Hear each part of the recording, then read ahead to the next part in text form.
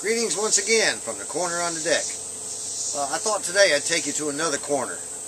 It's inside the house. It's the corner where my vintage radio repair workbench is. I thought I'd give you a little tour of the bench where I do all my repairs and most of my restorations. You know, of course I can't do the painting and the staining and things like that there, but the electronic side of the effort is done there. It's not much of a workbench.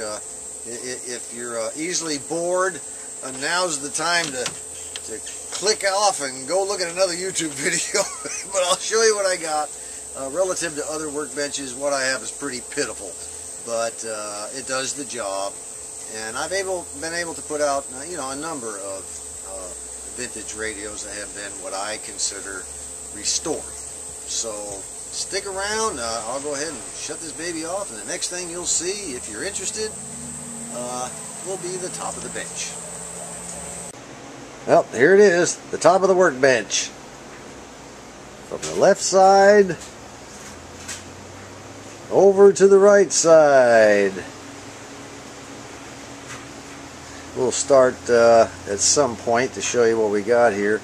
You know, Rick McWhorter, whose YouTube handle is All American 5 Radio, he says if you don't know where to start when you're working on a radio and you're troubleshooting it, start in the middle of the circuit.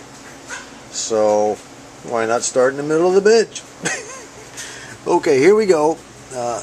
One of the first things I built here after my wife bought me this desk, she got me this it's a dual pedestal standard old metal office desk, and she picked it up at a local flea market for $10, and it was in absolutely perfect condition.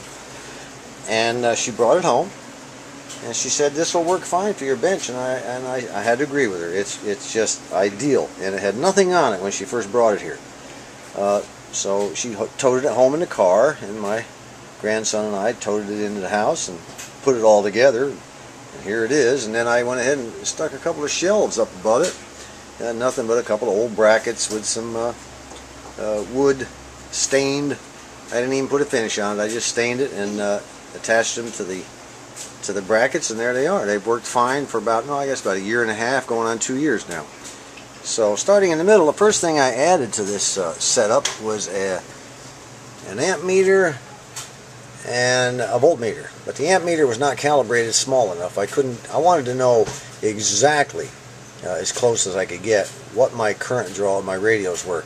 And this did not give me that accuracy. So I went out on YouTube, or not YouTube, but eBay, and I bought this a Model 302 made by Hampton, and this is what's called a student lab amp meter. Built rugged, so students make a lot of mistakes. They pour a lot of current through things when they're learning. This thing is designed to withstand that kind of abuse. So I picked it up cheap, and it goes from 0.1 scale all the way up to 10 amp. And when it's on the 0.1, I can get down really small, which would be the top scale here. Let me get in a little closer here. And the half amp scale, of course, is the bottom. Anything with a 5 down here would be the bottom scale. Anything with a 1 would be the top scale.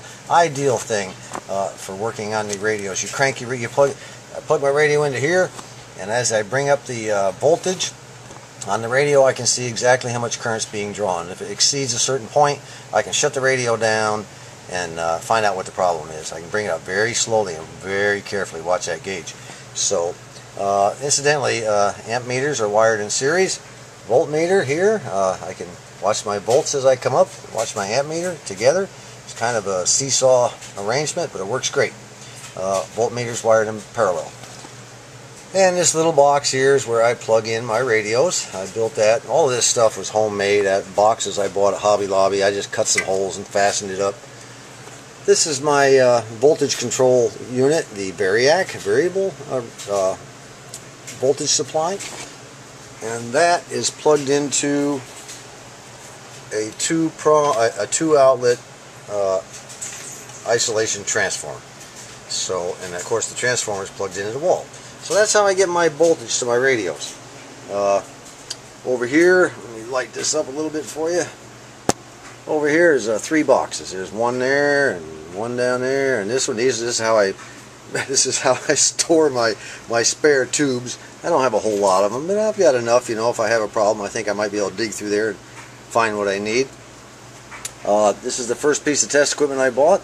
It's a Heathkit. It's the IG. I think it's 102. I can't remember all these numbers. IG 102 works great. I recapped it and cleaned everything and got her working real nice. It was working when I got it, but it works even better now. The second piece of test equipment I bought was a signal tracer, indispensable from my point of view.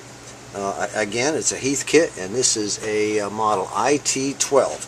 Again, it worked. I got real lucky on eBay with that. I paid $9.99.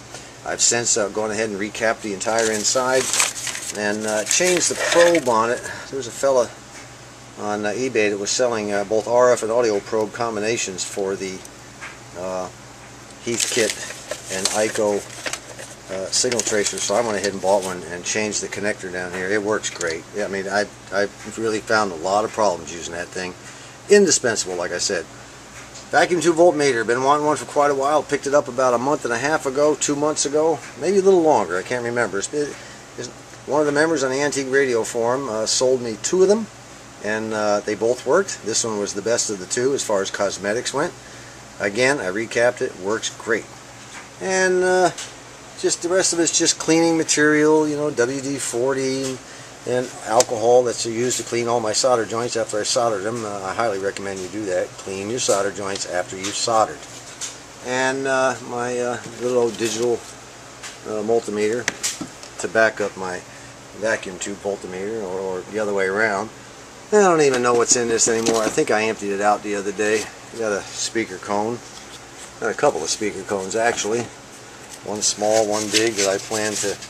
The small one I plan to rebuild this speaker here and show folks how I did it on the Antique Radio Forum. It'll be a while before I can get to that. Over here we have the speaker for my Heathkit HW101 transceiver setup, and one of my earlier radios that I restored for my mother-in-law. I did a YouTube video on it. Let me go ahead and fire this thing up, see if I can get some... While we're waiting here, I'll get some sound out of it. This is my Hammerlin HQ129X general coverage shortwave receiver. I really like this thing. It was in pretty good condition when I got it. It's in even better condition now. It's all been painted inside and out, totally reconditioned on the bottom. All brand new capacitors. It just works fantastic. And I usually listen to it with this headset right here. Just plugs in right down here, and that's how I listen to it at night, so I don't disturb the wife. This is the HW101 Heathkit Transceivers. I just got the receive side going. Works pretty good so far. And over here is the chassis from that 130H Stromberg Carlson I did a YouTube video on. At the last second I decided, you know, I better not send that out to the person that's going to until I put this power resistor in here. It's an ohmite 20 ohm 25 watt power resistor, which will cut the voltage down to this transformer. It's supposed to be around 117 volts. When 125 volts is coming out of the wall slamming into that thing, they're really not going to last that long. It's not good for them. So if I put this 25 watt 20 ohm resistor, which I already have in one side of the power cord underneath, and it has already cut the voltage down to 117.4, right in the old ballpark, just what I want. Last but not least, I've cut this thing short. I've got my 100 megahertz Tektronix 465 oscilloscope, and then of course up here I've got, it's a dual trace of course, and up here it's another Heathkit item, a frequency counter, and that's about it. From the workbench in the corner, this is John. Y'all have a great day.